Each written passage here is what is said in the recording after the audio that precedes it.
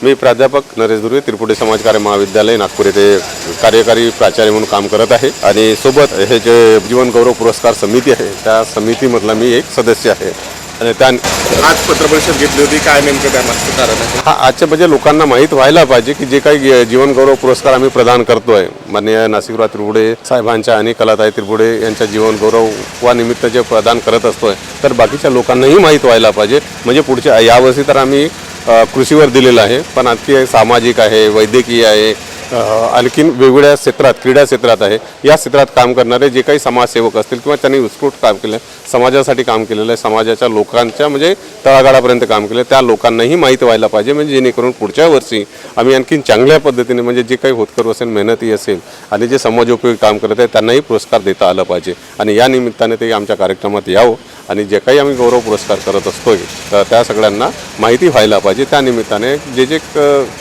याच्यात आहेत त्या सगळ्यांना माहिती असायला पाहिजे। या याच्यामध्ये तुम्ही पुरस्कार ज्यांना देणार आहे त्यांची निवड कशा प्रकारे करता? हां, निवड आमचे ते आत्ताच बोललो आहे मी याच्यात की सामाजिक क्षेत्रात आम्ही काम करतो। सामाजिक म्हणजे आमचे समाजकार्य महाविद्यालय असल्यामुळे आमचे विद्यार्थी वेगवेगळ्या ठिकाणी फिरत असतात क्षेत्रकार्याच्या माध्यमातून 2 दिवस आणि आमचे रिसर्चही करत असतोय आणि सोबत आमच्याकडे एक ॲक्शन कमिटी आहे, रिसर्च ॲक्शन कमिटी, आणि त्या माध्यमाने आम्ही लोकांकडून माहिती मागून घेतोय।